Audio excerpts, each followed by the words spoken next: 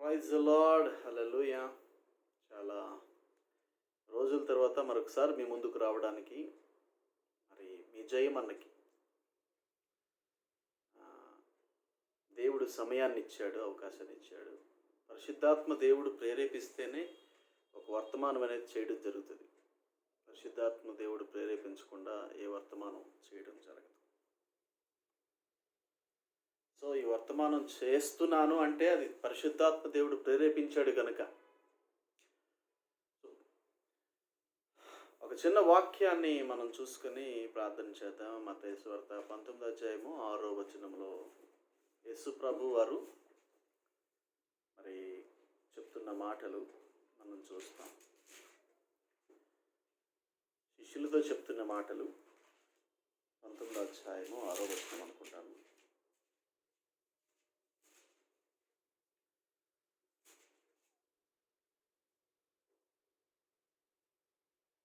ఆయన ఇచ్చే వర్తమానము. కాబట్టి వారికను ఇద్దరు కాక ఏక శరీరముగా ఉన్నారు.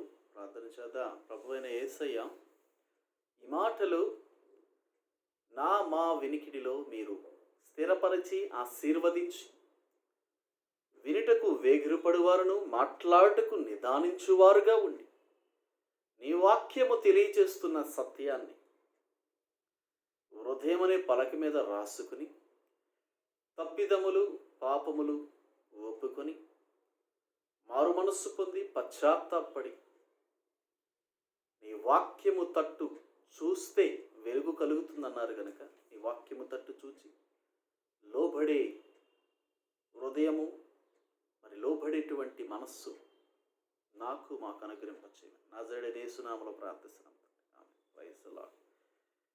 ప్రభు అయినటువంటి యేసుక్రీస్తు వారు ఆయన ప్రసంగములో చెప్తున్న మాట, కాబట్టి వారికను ఇద్దరు కాక ఏక శరీరముగా ఉన్నారు. ఎవరి గురించి చెప్తున్నారు ఈ మాటలు? ప్రాముఖ్యముగా యేసు ప్రభు వారు. అంటే అక్కడ చాలా మంది మోషే ధర్మశాస్త్రం గురించి మాట్లాడుతున్నారు. ఏందయ్యా, ఒక స్త్రీ పాపంలో పట్టుబడితే మరి ఆమెను విడగొట్టాలి కదా, భార్యాభర్తలు ఇద్దరికి. మోషే ధర్మశాస్త్రంలో ఏముంది? పరిత్యాగ పత్రిక ఇచ్చి విడగొట్టాలి కదా, వారు విడిపోవాలి కదా. స్త్రీ పురుషుడికి వేరుగా, పురుషుడు స్త్రీకి వేరుగా పాపం చేశారనే విషయం తెలుసు కదా, వారు విడగొట్టాలి కదా. అంటే క్లియర్గా యేసు ప్రభు చెప్తున్నాడు. చూడండి అక్కడ 19 యేసు ఈ మాటలు చెప్పి చాలించిన తర్వాత పరిచయాలు ఆయన శోధింపలను ఆయన నీ హేతు చేతను పురుషుడు తన భార్యను విడట అంటే న్యాయమా అని అడుగుగా ఆయన చూడండి క్లియర్గా, సృజించిన వాడు ఆది నుండి వారిని పురుషునిగాను స్త్రీనిగాను సృజించెను. అయితే దేవుడు సృష్టించినప్పుడు పురుషుడు వేరు, స్త్రీ వేరుగానే సృజించాడు. కానీ వివాహము జరిగిన తర్వాత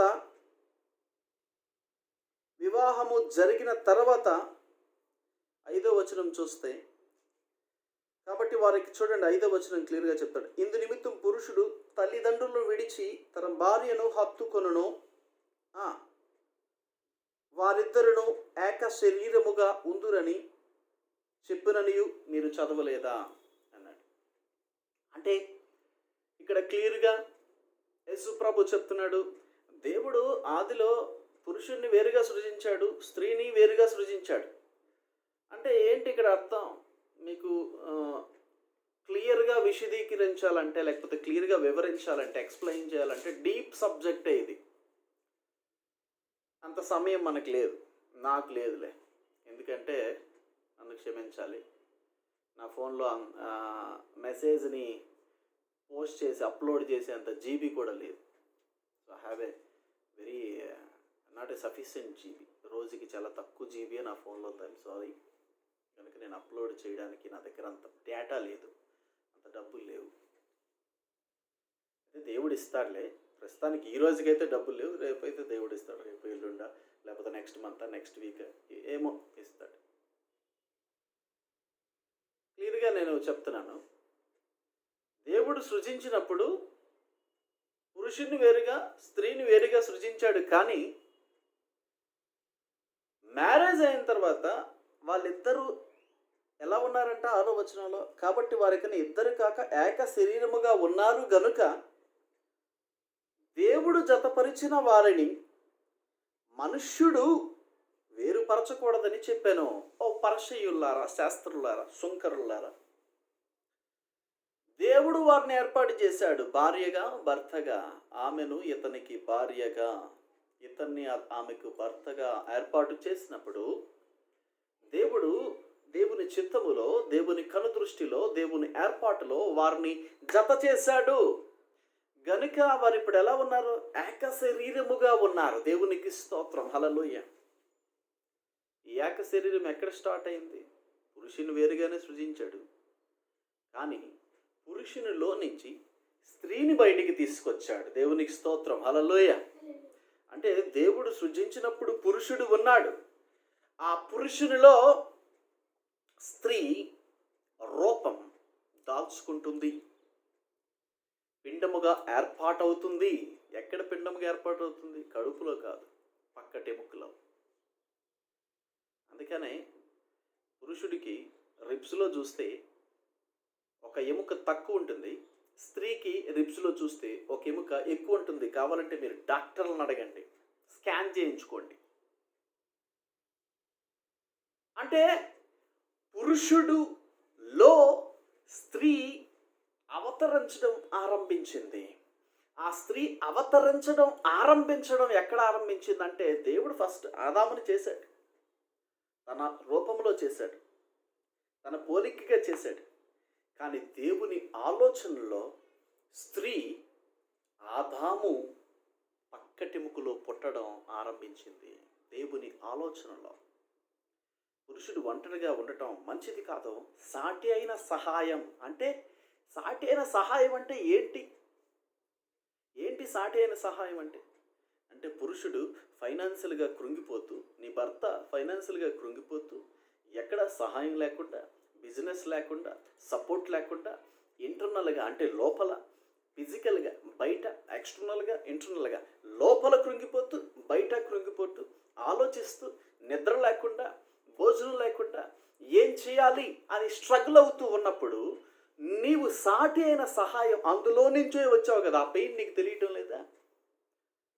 అరే, ఆ పక్కటెముకలో నుంచి, ఆ శరీరములో నుంచి, అందులో నుంచి పురుడు పోసుకొని, అందులో నుంచి రూపింపబడి, అందులో నుంచి బయటికి వచ్చానే. నా భర్త కృంగిపోతా ఉన్నాడు అంతరంగంలో, నా భర్త ఫిజికల్గా నలిగిపోతున్నాడు, నా భర్త వేదన పడుతున్నాడు, నా భర్త ఇబ్బంది పడుతున్నాడు అనే విషయం నీకు తెలియటం లేదా? అంటే నీకు తెలియటం లేదంటే నువ్వు మేలుకరమైన భార్యవు కాదు. భార్య దొరికిన వారికి మేలు దొరికెను. కొంతమంది స్త్రీలు ఫిజికల్గా, ఇంటర్నల్గా, మెంటల్గా భర్త టార్చర్ అనుభవిస్తుంటే, విజయాలు లేకపోతే, ఆనందం లేకుండా ఉంటే, సంతోషం లేకుండా ఉంటే, మెంటల్ టెన్షన్తో ఎవరికి చెప్పుకోవాలని ఆలోచిస్తూ, ఇబ్బంది పడుతూ, దుఃఖపడుతూ ఉంటే, ఈ స్త్రీలు భార్య దొరికినవానికి మేలు దొరికినాడు కదా, భార్య దొరికినవానికి మేకులు దొరుకుతాయని ఒక ప్రసంగికుడు చేశాడు. నిజమే. మేకుల్లాంటి మాటలతో, మేకుల్లాంటి ప్రవర్తనతో, మేకుల్లాంటి ఫోన్ కాల్స్తో, మేకుల్లాంటి విచిత్రమైనటువంటి కార్యకలాపాలు చేసి వారిని హింసించి, దుఃఖపరిచి, ఇంకా బాధ కలిగించి, ఇంకా వేదనకు గురి చేస్తున్నారు కొంతమంది స్త్రీలు. అలాంటి వారు పక్కటెముకలో నుంచి ఎలా వచ్చారు?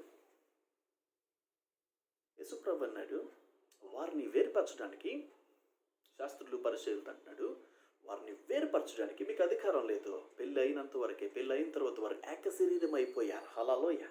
ఎప్పుడైతే దేవుడు సృజించిన తర్వాత పురుషుడిలో నుంచి స్త్రీ వచ్చింది, అంటే డివైడ్ అయిపోయారు అక్కడ. బట్ అగైన్ వివాహం అనే పవిత్రమైన బంధము ద్వారా వారు ఏక శరీరముగా మార్చబడ్డారు. ఈ ఏక శరీరంగా మార్చబడినటువంటి వారిని మనుష్యుడు వేరుపరచకూడదు అని యేసుప్రభు ఎందుకు చెప్పాడంటే, కొందరి కుతంత్రాలు ఈ రోజుల్లో అలాంటివి జరుగుతున్నాయి. అంతెందుకు, ఒక భార్య భర్తలు నాకు తెలుసు, అక్క చెల్లెలు వారు. మరి చెల్లి భర్త ఏమో చాలా అందంగా ఉంటాడు, బ్యూటిఫుల్గా ఉంటాడు. అక్క భర్త ఏమో చండాలంగా ఉంటాడు. కోర్స్ ఈ అక్క కూడా దరిద్రంగా ఉంటుంది. చీకటైతే ఎతుక్కోవాలి, ఎక్కడ ఉంటుందని ఎతుక్కోవాలి, చీకట్లో ఎతుక్కోవాలి. కొన్ని పళ్ళు బాగా తోగుంటుందంటే పళ్ళు కూడా తాముది ఇవిడి, కంపు కొడుతుంది, గొడ్డు కంపు, బాడీ దగ్గర గొడ్డు కంపు కొడుతుంది. ఓకే, ఊర్లో ఉన్న సంఘటన నేను మీకు చెప్తాను. చెల్లి భర్త ఏమో కొంచెం అందంగానే ఉంటాడు, బాగానే ఉంటాడు. అయితే ఈ అక్క భర్త బాగోడు, బాగా చదువుకోలేదు, ఫిజికల్ వాల్యూస్ లేవు, మెంటల్ వాల్యూస్ లేవు, ఒక రకమైనటువంటి సొసైటీలో గౌరవం ఏమీ లేదు అక్కడ. అసలు ఈవిడ ఇంకా దరిద్రంగా ఉంటుంది, గొడ్డు కంపు. ఇప్పుడు ఈ అక్కకి చెల్లి మీద ద్వేషం పెరిగిపోతుంది. ఈ అక్కకి చెల్లి మీద ద్వేషం పెరిగిపోతుంది. ఎందుకంటే తన భర్తతో చెల్లి భర్తతో తను హ్యాపీగా ఉంటుంది, సంతోషంగా సంసారం చేసుకుంటుంది, నవ్వుకుంటుంది, షాపింగ్లకి వెళ్తున్నారు, తిరుగుతున్నారు, అక్కడ ఎక్కడ ఉంటున్నారు, అప్పుడప్పుడు ఐస్ క్రీములు అంటున్నారు, అప్పుడప్పుడు నూడిల్స్లు అంటున్నారు, పానీపూరీలు అంటున్నారు, చక్కగా బయటికి వెళ్తున్నారు, షాపింగ్లు చేసుకుంటున్నారు, ఎంజాయ్ చేస్తున్నారు, డబ్బులు ఖర్చు పెట్టుకుంటున్నారు, ఒక రకమైన ఆనందాన్ని స్పెండ్ చేస్తున్నారు. ఆ రూమ్లో నుంచి కానీ ఆ సహవాసంలో నుంచి కానీ నవ్వులు పువ్వులు వినబడుతున్నాయి. ఎవరికి? అక్కకి. ఈ అక్క చీకట్లో కనబడదు, ఇదేం పెద్ద అందగత్తేం కాదు, జరిగిన విషయమే చెప్తున్నాను మీకు. ఒక ఊర్లో జరిగింది. జయమన్నా నాకు ఫోన్ కాల్ వచ్చింది, ట్యాకిల్ చేసి చెప్పిన. అయితే ఈ అక్కకి ఎవరు లేరు, మంచి భర్త లేడు. మంచి భర్త అంటే క్యారెక్టర్ పరంగా కాదు, అందంగా లేడు, సొసైటీలో మంచి పేరు లేదు, వాల్యూస్ లేవు, మంచి విలువలు ఏమి లేవు, అక్కడ మంచి ఫిజికల్ అట్రాక్షన్ ఏమి లేదు, సువాసన ఏమి లేదు. అలాగే ఈమె దగ్గర కూడా కంపే, గొడ్డు కంపే. ఈమెకి సుఖం లేదు, సంతోషం లేదు, కుళ్ళు పెట్టుకొని మనసు నిండా, కళ్ళ నిండా కుళ్ళు పెట్టుకొని, ఆ కుటుంబం ఏంటి, నా చెల్లేంటి తన భర్తతో అంత హ్యాపీగా ఉంటుంది, నా చెల్లేంటి తన భర్త అంత హ్యాపీగా షాపింగ్కి వెళ్తుంది, వాళ్ళ నవ్వులేంటి, పువ్వులేంటి, వాళ్ళు తెచ్చుకునే పళ్ళు ఏంటి, వాళ్ళు తింటున్న ఫ్రూట్స్ ఏంటి, వాళ్ళ ఐస్ క్రీమ్స్ ఏంటి, వాళ్ళ పార్టీలు ఏంటి, అబ్బో ఇంత సంతోషంగా ఉండటమా, దాన్ని ఎట్టయినా సెడగొట్టాలి, దాన్ని ఎలాగైనా చిచ్చు పెట్టాలి, దాని కాపురాన్ని విడదీయాలి, అక్కడ నిప్పులు పోయాలి అని ఆలోచిస్తూ ఉంటుంది. పాపం ఇది దీనికి ఈ అక్క, దీనికి ఒక స్మార్ట్ ఫోన్ ఉంది. స్మార్ట్ ఫోన్ స్పెల్లింగ్ తెలియదులే దానికి. స్మార్ట్ ఫోన్ అంటే అసలు స్మార్ట్ ఫోన్ అంటే ఏంటో తెలియదు, స్పెల్లింగ్ కూడా తెలియదు. స్మార్ట్ ఫోన్ ఉంది. ఆ స్మార్ట్ ఫోన్లో పాపం ఈ అక్కకు ఒక ప్రాబ్లం ఉంది. ఆ స్మార్ట్ ఫోన్లో రాత్రి 1 గంట వరకు అట్లా తెలిగేసి ఉండి ఏవో బొమ్మలు గట్రా చూసుకొని ఆనందిస్తూ ఉంటారు. భర్తతో మాట్లాడదు, భర్తతో కమ్యూనికేషన్ ఉండదు, భర్తను ప్రేమించదు, భర్తను దగ్గరికి లాక్కోదు, భర్తతో మాట్లాడదు, భర్తకి చక్కగా భోజనం పెట్టి పక్కన కూర్చోదు, భర్తకి మంచినీళ్ళు ఇవ్వదు, భర్త బట్టలు ఉతకదు, భర్త డ్యూటీకి వెళ్ళి వచ్చిన తర్వాత ఎలా ఉన్నారని అడగదు, భర్తకి టీ చేసి ఇవ్వదు, భర్తకి తల స్నానం చేస్తే తల అంటదు, భర్తకు ఒక కొత్త గొడ్డ మొక్క కూడా తీయదు ఇది ఈ అక్క. ఇంక భర్తకు దూరం ఉండి ఇదేం చేస్తుంది, సపరేట్గా పడుకొని వాళ్ళ పిల్లలు కూడా పక్కన పడుకోబెట్టుకోదు. ఎందుకంటే రాత్రి 1 గంట వరకు ఫోన్లో విచిత్రమైనవి చూసుకోవాలి కదా దీని బతుకు. ఇంకొక భయంకరమైన విషయం ఉంది చూసుకోవడానికి, ఇంక దీని సంసారంలో సంతోషం లేదు. వీళ్ళు భర్త అందంగా ఉండడు కదా, అఫ్కోర్స్ ఇదేమైనా అందంగా ఉంటుందా, చీకటి కరెంటు పోయిందంటే మాత్రం ఎదుక్కోవడమే. ఇప్పుడు పళ్ళు ఏమైనా బాగుంటాయి అంటే ఆ పళ్ళు కూడా గబ్బు గబ్బు. ఊర్లో జరిగిన సంఘటనే చెప్తున్నాను. ఇప్పుడు దీని టార్గెట్ ఏంటి, చెల్లి కాపురాన్ని, చెల్లి భర్త అందిస్తున్న ప్రేమని, చెల్లి పైన తన భర్త చూపిస్తున్న అభిమానాన్ని. అప్పుడప్పుడు చక్కని గిఫ్ట్లు ఇస్తూ ఉంటాడు, చక్కని బహుమానాలు ఇచ్చి, చక్కగా చూసుకుని, చక్కగా మాట్లాడి. పాపం ఫోన్ మాట్లాడితే 2-3 గంటలు మాట్లాడతారు, ఏం మాట్లాడతారో అర్థం కాదు. ఇది బుర్ర పీక్కుంటా ఉంటారు. వీడియో కాల్ మాట్లాడితే బుర్ర పీక్. అవుట్ ఆఫ్ స్టేషన్ అనుకోండి, భర్త ఇంటి దగ్గర లేడు, బయటికి ఆడికి వెళ్ళాడు, అవుట్ ఆఫ్ స్టేషన్ వెళ్తే ఏం చేస్తారు, అక్కడి నుంచి ఫోన్ చేసి 2-3 గంటలు మాట్లాడతారు, వీడియో కాల్ మాట్లాడతారు. ఏంటి సంగతి? ఇది ఈ అక్క భయంకరంగా బుర్ర పీక్కొని టెన్షన్ పడిపోయి పిచ్చెక్కిపోయి లోపల కుమిలి చచ్చిపోతూ ఉంటుంది కుళ్ళితో.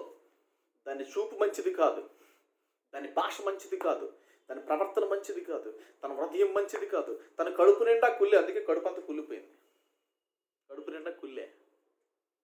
ఇప్పుడు ఏం చేయాలి దీని టార్గెట్, చెల్లికి తన మరిదికి ఉన్నటువంటి చక్కనైనటువంటి దేవుడు ఏర్పాటు చేసిన బంధము, లేదా దేవుడు కలిపిన బంధము, ఏక శరీరత్వాన్ని, చక్కనైన బంధాన్ని నాశనము చేయాలి టార్గెట్.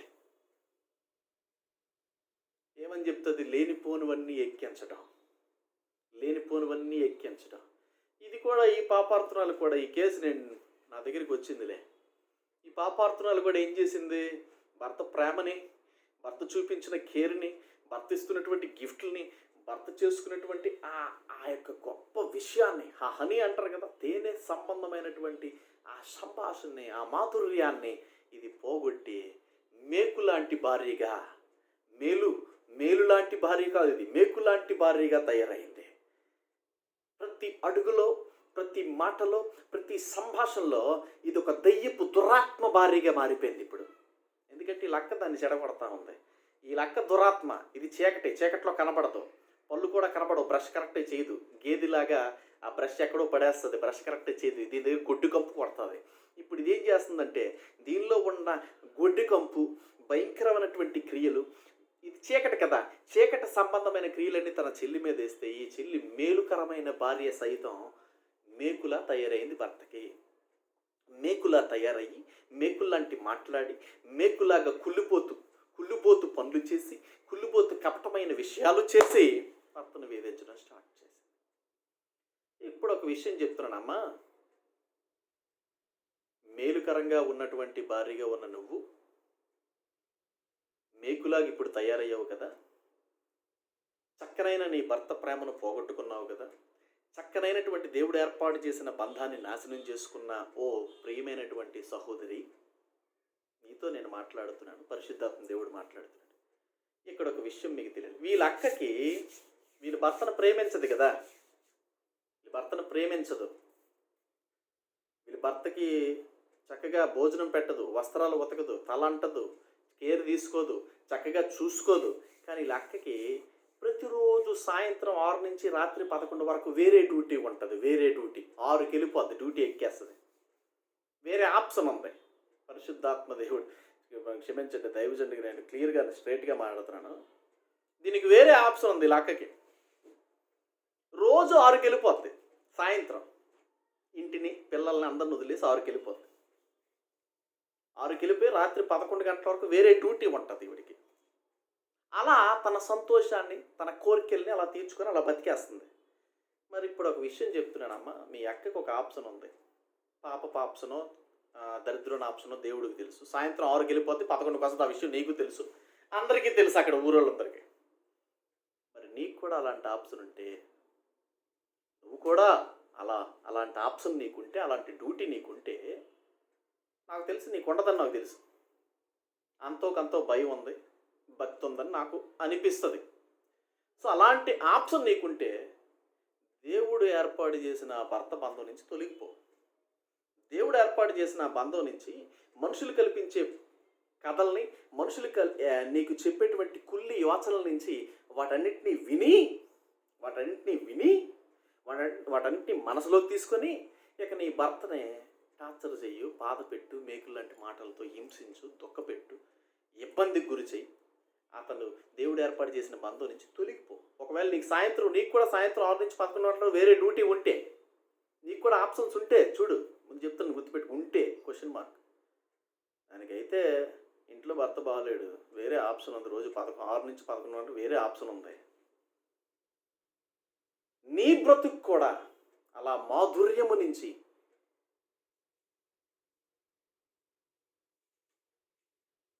అర్థమైందా, మారాగా మాధుర్యము నుంచి, అర్థమైందా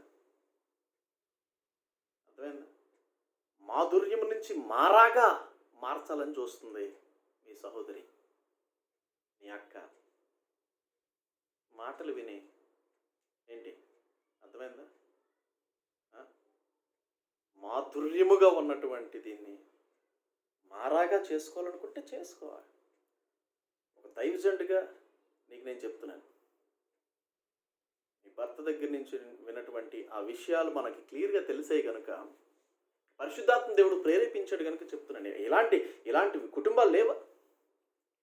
దేవుడు సృష్టి ఆరంభమున పురుషుని స్త్రీని వేరువేరుగా సృష్టించాడు, కానీ వివాహం తర్వాత వారు ఏం చేశారు చూడండి, 6వ వచనం. కాబట్టి వారెక్కను ఇద్దరు కాక ఏక శరీరముగా ఉన్నారు గనుక దేవుడు జతపరిచిన వారిని మనుష్యుడు వేరుపరచకూడదని చెప్పాను. హల్లెలూయా. దేవుడు జతపరిచాడని ఒకవేళ ఓ సహోదరి నీ భర్తని నీకు దేవుడే ఇచ్చాడని నువ్వు నమ్మితే, నీ భర్తని దేవుడే నీకు ఇచ్చాడని నువ్వు నమ్మితే, మనుషులు చెప్పే మాటలు ఎందుకు నమ్ముతున్నావు? చిల్లర చిల్లరగాళ్ళు చెప్పేవి, చిల్లర వేషాలేసి సాయంత్రం 6 నుంచి 11 గంటల వరకు వ్యభిచార సంబంధమైన కార్యకలాపాల్లో మునిగి తేలుతున్న వారి మాటలు నువ్వు విని నీ బంగారం లాంటి భవిష్యత్తుని, బంగారం లాంటి సంబంధాన్ని, బంగారం లాంటివంటి దేవుడు ఏర్పాటు చేసిన సహవాసాన్ని ఎందుకు నాశనం చేసుకుంటున్నావు? లేదు, దేవుడు ఏర్పాటు చేయలేదు, మోసంగా నువ్వు చేసావా? మోసం చేసి, మాయ చేసి, ఏదైనా పెట్టి నీ భర్తను వశపరుచుకున్నావా? అయితే నువ్వు నీ ఇష్టం వచ్చిన ప్రయత్నాలు చేసుకో. నీ ఇష్టం వచ్చిన మాటలతో, నీ ఇష్టం వచ్చిన ప్రవర్తనతో, నీ ఇష్టం వచ్చినట్టు ఇబ్బందికి గురి చేయి, అవమానించు, ఇబ్బందులు చేయి, నీ ఇష్టం వచ్చినట్టు కఠినమైన మాట్లాడు, వాళ్ళ దగ్గర వీళ్ళ దగ్గర పెట్టి అతని హృదయాన్ని గాయం చేయి, అతను వీలైతే అతని హృదయాన్ని ముక్కలు ముక్కలుగా నరుకు. దేవుడు ఏర్పాటు చెయ్యకపోతే, నువ్వు మోసంగా చేసుకుంటే, లేదండి నా భర్తని నాకు దేవుడే ఇచ్చాడు, నా భర్త చూపించిన ప్రేమ నిజమే, ఎంతో ప్రేమను చూపించినప్పుడు కూడా నువ్వు కఠినముగా నీచంగా ఆలోచించి అతని ఏక శరీరత్వంలో కూడా కొన్ని కఠినమైన మాట్లాడారేమో. అయితే నువ్వు నీచమైనటువంటి ఆలోచన కలిగే ఉన్నావు. నీ హృదయానికి నువ్వు పరీక్ష పెట్టుకో. దేవునితో మాట్లాడు. నీ దమ్ముడు పోయే ప్రేమ దేవుడు ఏర్పాటు చేసిన ప్రేమ. బజార్లో దొరికే ప్రేమ బంధముతో ఏర్పడిన ప్రేమ.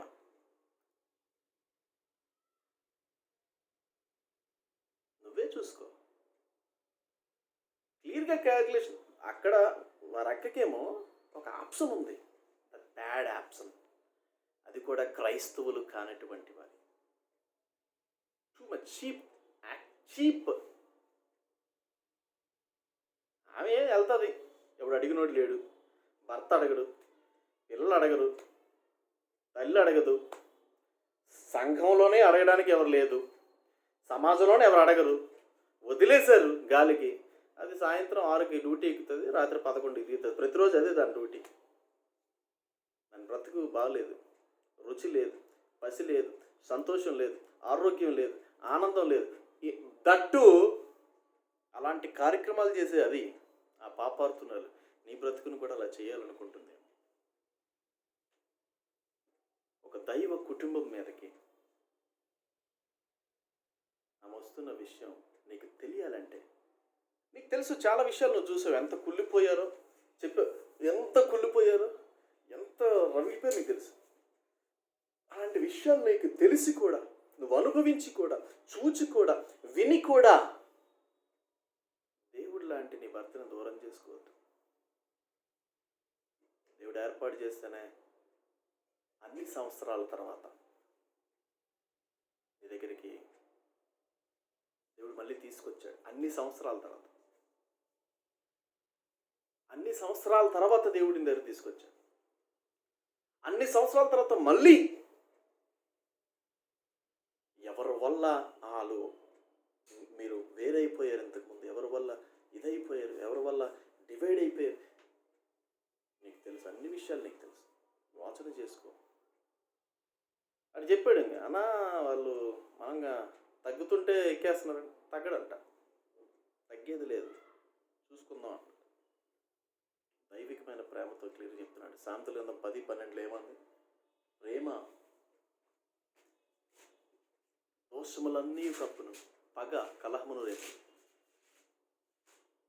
పగతో ముందుకు వస్తావా, ప్రేమతో ముందుకు వస్తావా? Choice is yours baby. ఏమా, దానికి ఒక ఆప్షన్ ఉంది. నీకు ఒక ఆప్షన్ ఏమి లేదు. నాకు తెలిసి ఒక మంచి క్యారెక్టరు అనే విషయం ప్రజల్లో ఉంది. అని చెడగొట్టుకుంటే చెడగొట్టుకో. అర్థమైందా? ఇప్పుడు మీ అక్క గురించి సాక్ష్యం ఏంటి? వీధిలో, బజార్లో అదే చండాలం అనే సాక్ష్యం ఉంది. మరి నీ గురించి ఉన్న సాక్ష్యం ఏంటి? అమ్మో ఆమా మంచిది, చాలా మంచిది, చాలా చాలా మంచిది. అనే సాక్ష్యం. మంచిని థూ అనే క్యారెక్టర్గా అలాంటి సాక్ష్యంగా నువ్వు క్రియేట్ చేసుకుంటే చేసుకో. I don't care. ఎందుకు చెప్తున్నా? పరిశుద్ధాత్మ దేవుడు నీతో మాట్లాడుతున్నాడు. యేసుప్రభు చెప్తున్నాడు. పరిసయ్యులు అంటున్నారు, ఆయన చూడండి, పరిసయ్యులు ఆయనను శోధింపవలన ఆయన యొద్దకు వచ్చి, ఏంటంట పరిసయ్యుల పని ఏంటి? యేసుప్రభుని శోధించాలి. ఇప్పుడు అవిశ్వాసులైనటువంటి వారు, లోకంతో స్నేహించిన వారు, అన్యులకి క్లోజ్గా ఉన్నవారు 6 నుంచి 11 గంటల వరకు డ్యూటీ ఎక్కేవారు పని ఏంటి? నిన్ను శోధించాలని, నీ బంధాన్ని శోధించాలని, నీ ప్రేమను శోధించాలని. హనీ అని భర్తను పిలుస్తారు, అంటే తేనె, మాధుర్యాన్ని ఇచ్చేవాడు. కొన్నిసార్లు భార్యను కూడా హనీ అని పిలుస్తారు. మాధుర్యాన్ని ఇచ్చేది. మాధుర్యం తేనె ఆరోగ్యాన్ని కలుగు చేస్తుంది. ఆరోగ్యకరమైన మాధుర్యం ఇచ్చేవాడు, ఆరోగ్యకరమైన మాధుర్యాన్ని తీసుకునేవాడు. అంత మాధుర్యంగా ఉన్న నీ బంధాన్ని శోధించాలని, నిన్ను వేదనకు గురి చేయాలని, నిన్ను దుఃఖంలో ముంచాలని, నిన్ను అవమానించాలని, నీ బ్రతుకు సంతోషంగా ఉండకూడదని, నువ్వు బానిసగా బ్రతకాలని, నువ్వు అడుక్కోవాలని, నువ్వు ఆధారపడాలని, నిన్ను చెడగొట్టడానికి, శోధించడానికి అది చూస్తుంది. మార్కు సువార్త 10:9 క్లియర్గా చెప్తాడు. మార్కు సువార్త 10:9 క్లియర్గా ఒక మాట, క్లియర్గా 10:9 చదువుతాను. కాబట్టి దేవుడు జతపరిచి మనుషుడు వేరుపరచ వారితో చెప్పాను. హల్లెలూయా. మనుషులు వేరుపరుస్తున్నారేమో చాలా ప్రాంతాల్లో, చక్కనైన భార్యాభర్తల బంధాలని మనుషులు వారికి కూడా చెప్తున్నాను, బీ కేర్ఫుల్. స్ట్రోక్ తగులుతుంది మీకు. అసలు భార్య భర్త మధ్యలో జరిగిన గొడవలు, ఇబ్బందులు, సంభాషణలు ఏమైనా ఉంటే వాళ్ళు తేల్చుకోవాలి. కొంతమంది చీప్గా చెప్పాలంటే వేశ్యల్లాగా కొంతమంది స్త్రీలు ప్రవర్తిస్తారు. భార్య భర్తల్లో కొంతమంది భార్యలను గమనించి వేశ్యల్లాగా మాట్లాడితే, ఇవన్నీ ఏంటండి? రికార్డింగ్స్ చేసుకొని భద్రపరుచుకొని ఆధారాలన్నీ. నీ కాల్ని రికార్డు చేసేవాడు దేవుడు, నా కాల్ని రికార్డు చేసేవాడు దేవుడు. ప్రపంచంలో ప్రతి యాక్టివిటీని రికార్డు చేస్తున్న దేవుడు. ఎందుకంటే 33వ కీర్తనలో ఒక మాట ఉంది, మీకు చెప్పాలనుకుంటున్నాను. 33వ కీర్తన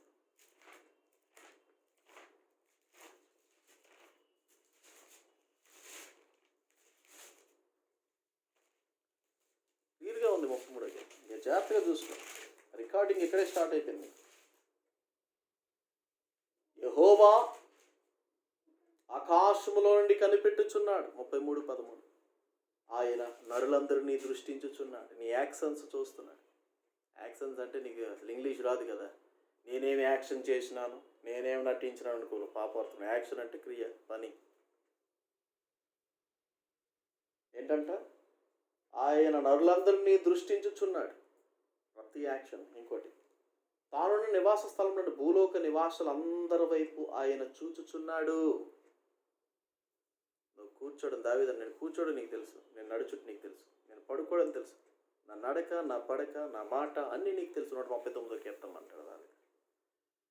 మరి ఈరోజు నీ ప్రతి యాక్షన్ దేవుని తెలుసు. 15వ వచనం, ఆయన వారందరి హృదయమును ఏకరీతిగా నిర్మించిన వాడు, వారి క్రియలన్నీ విచారించువాడు, వారిని దర్శించువాడు. ఈ రికార్డింగ్స్ అన్నీ దేవుని దగ్గర ఉంటాయి. పనికి మాలి దిక్కుమాలోళ్ళు, చేతకానోళ్ళు, దేవుడు ఏర్పాటు చేసిన బంధం కలిగిన వారి పైన ఇవి భద్రపరుచుకో, అవి భద్రపరుచుకో, అవి ఉంచుకో, ఇవి ఉంచుకో, వాళ్ళు ఏం పీకేదిలే. ఎందుకంటే వాళ్ళ బతుకులు బజారు బతుకులు కాబట్టి, వారి బ్రతుకులో విలువలు లేవు కాబట్టి, వారి బ్రతుకులో ఒక చక్కనైన భరోసా లేదు కాబట్టి, వాళ్ళ బ్రతుకులో దేవుని భయం లేదు కాబట్టి, వాళ్ళ బ్రతుకులో ఒక ఆనందం, సంతోషం లేదు కాబట్టి, వాళ్ళ బ్రతుకులో నిజాయితీ లేదు కాబట్టి, నీతి లేదు కాబట్టి, తన భర్తతో ఏక శరీరత్వం కరెక్ట్గా లేదు కాబట్టి, దేవుడు ఏర్పాటు చేసిన బంధం వారిది కాదు కాబట్టి, ఒకవేళ అయినా సరే ఆ బంధాన్ని మోసం చేస్తున్నారు కాబట్టి, వేరే దగ్గర వ్యభిచార సంబంధమైన డ్యూటీ చేస్తున్నారు కాబట్టి 6 నుంచి 11 గంటల వరకు. తెలియదు, వారి మనస్సాక్షి తెలియదు. వాళ్ళ పిల్లల్ని చూస్తే నీకు మనస్సాక్షి వేరే దగ్గర డ్యూటీలు చేసి పాపార్థం.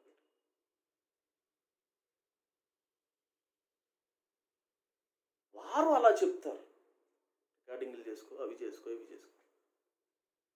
నిజంగా నువ్వు పరిశుద్ధాత్మ పొందుకుంటే, నిజంగా దేవుణ్ణి ఆరాధిస్తూ ఉంటే, నిజంగా నువ్వు భాషలు మాట్లాడుతూ ఉంటే, నిజంగా నువ్వు దేవుని వాక్యాన్ని చదువుతూ ఉంటే, నీకు ఈ ప్రూఫ్లు ఎందుకు?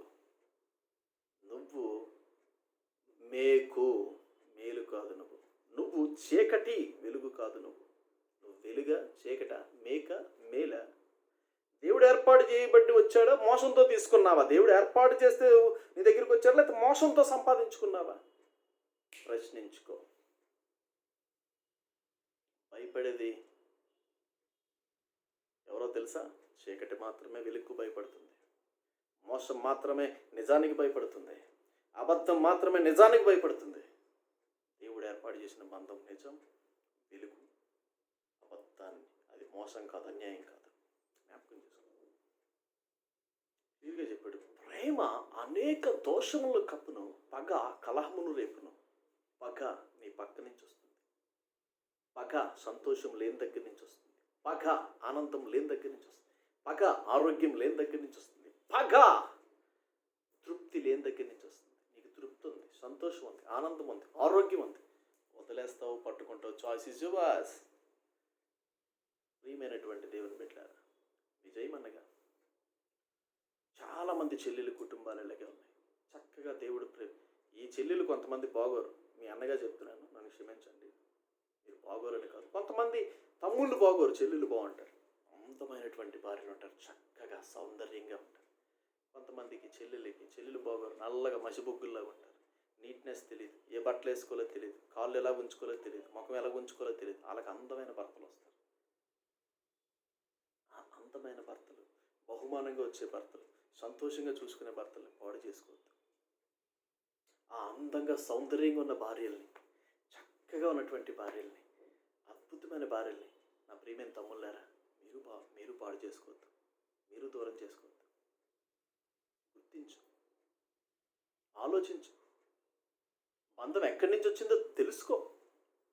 దేవుని దగ్గర నుంచి వచ్చే బంధం నీదని నువ్వు ఆలోచించినప్పుడు, దేవుడు నీకు ఏర్పాటు చేశాడు. దేవుడు అనేక సంవత్సరాల తర్వాత మళ్ళీ నిన్ను కలిపాడు అన్నప్పుడు, దేవుడు ఏర్పాటు చేసిన ఆ బంధం అన్నప్పుడు మీ ఇద్దరు వేరు కాదు. దూర ప్రాంతాల్లో ఉన్నా సరే వేరు కాదు, ఏక శరీరం, ఒక్కరుగా ఉంటారు. మళ్ళీ ఆ బంధం వచ్చేస్తుంది. ఎక్కడ? ఆదాము సృజించినప్పుడు, అవ్వను సృజించాలన్నప్పుడు ఆదాములో నుంచి అవ్వను తీశాడే. మళ్ళీ దేవుడు ఏం చేశాడు? పెళ్లి తర్వాత ఆ అవ్వని తీసుకెళ్ళి ఆదాములోనే పెట్టేశాడు.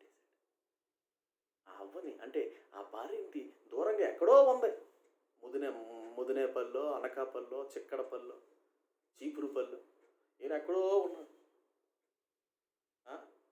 గరుడో, పాయిగారోపేట, రాజమండ్రి, వీళ్ళు తీసుకొచ్చి అక్కడ కలిపాడు. అంటే ఏంటి? ఈ పురుషుడి దగ్గరికి ఇలా స్త్రీని తీసుకొచ్చి కలిపేశాడు. ఏక శరీరం అయిపోయాడు. దేవుడు కలిపిన బంధమేనా? అయితే నువ్వు పిచ్చి ఆలోచన చేయకు. చీకటిని వినొద్దు, అసంతోషాన్ని వినొద్దు, అబద్ధాన్ని వినొద్దు, పగని వినొద్దు. ఇవన్నీ పగ ఉన్న దగ్గర ఉంటాయి. నీ దగ్గర ప్రేమ ఉంది కదా, దేవుడు ఏర్పాటు చేసిన బంధాన్ని మిస్ చేసుకోవద్దు. ప్రతి చెల్లికి చెప్తున్నా, ప్రతి తమ్ముడికి చెప్తున్నా, జాగ్రత్త. కొంతమంది చెల్లెళ్ళు మూర్ఖంగా ప్రవర్తిస్తారు, నీచముగా. సాటి అయిన సహాయముగా దేవుడు నిన్ను సృజిస్తే నువ్వు నీ భర్త చచ్చిపోయినా పట్టించుకో, నువ్వు రోగంతో ఉన్నా పట్టించుకో, ఫైనాన్స్గా ఇబ్బంది పడిపోయినా పట్టించుకో, మానసికంగా స్ట్రగుల్ అయిన నీ సంతోషమే నీకు కావాలి అంటే నువ్వు పాపాడుతున్నావు. అలా ఉండదు చెల్లి, అలా ఉండదు తమ్ముడు. నువ్వు ప్రేమించు. ప్రార్థన చేద్దాం. ప్రియమైన దేవుని బిడ్డలారా, నా చెల్లెళ్ళు, నా తమ్ముళ్ళందరికీ, నా ప్రియమైన వారి స్నేహితులకి, క్రైస్తవ కుటుంబాలకు కూడా విజయమనగా నేను కోరే ఒకే ఒక రిక్వెస్ట్. రాఫా ప్రేయర్ టెంపుల్ అనే ఈ ఛానల్ని సబ్స్క్రైబ్ చేయండి. మీరు మాకు ఇచ్చే కానుక అది. మీరు సబ్స్క్రైబ్ చేయడమే కాకుండా వీలైతే ఇంకొంతమందితో సబ్స్క్రైబ్ చేయించండి. వాక్యాన్ని మీరు చూడటమే కాకుండా మీ ఉద్యోగ స్థలాల్లో పిచ్చాపాటిగా పనికిమాలిన కబుర్లు మాట్లాడుకోకుండా మీ కొలీగ్స్, యూత్, అమ్మాయిలైతేనేమి అబ్బాయిలైతేనేమి వారితో కలిసి కొన్ని వర్తమానాలు పరిచయం చేయండి. వీలైతే మీ ఫోన్లో ఇదిగో చూద్దామని వాటిని కూర్చోబెట్టండి, వాక్యాన్ని వినిపించండి. సబ్స్క్రైబ్ చేయండి, సబ్స్క్రైబ్ చేయించండి. వీలైతే మాకు ప్రార్థన చేయండి. ప్రభు పరిచర్యలో రాఫా ప్రేట్ టెంపుల్ నుంచి మీ జయమన్నాను. ప్రభు మిమ్మల్ని దీవించిన గాక. చిన్న ప్రార్థన. పరిశుద్ధుడ, ప్రేమ కలిగిన యేసయ్య, పగలో కలహం ఉంది, ప్రేమలో దోషాల్ని అన్నిటిని కప్పే గుణం ఉంది. ప్రేమ నీ దగ్గర నుంచి వచ్చింది, పగ సాతాన్ దగ్గర నుంచి వచ్చింది. మరి ఇప్పుడు ఈ వర్తమానం వినటువంటి ప్రతి చెల్లి, తమ్ముడు, ప్రియమైన కుటుంబాలు ఏవైతే ఉన్నాయో, నజరేయుడైన యేసయ్య వారి హృదయాల్లో నూరుత్తులుగా ఫలింపచేసి దీవించి ఆశీర్వదించమని కోరుతూ, మహిమ పొందమని కోరుతూ, నజరేయుడైన యేసయ్య నామములో ఈ వర్తమానం చూస్తున్న ప్రతి ఒక్కరూ ఆశీర్వదింపబడి వారి తప్పులు తెలుసుకుని వారు సమాధానపరచబడుతారని కోరుకుంటూ నజరేయుడైన యేసయ్య నామములో ప్రార్థిస్తున్నాం. ఆమేన్. Praise the lord. God bless you.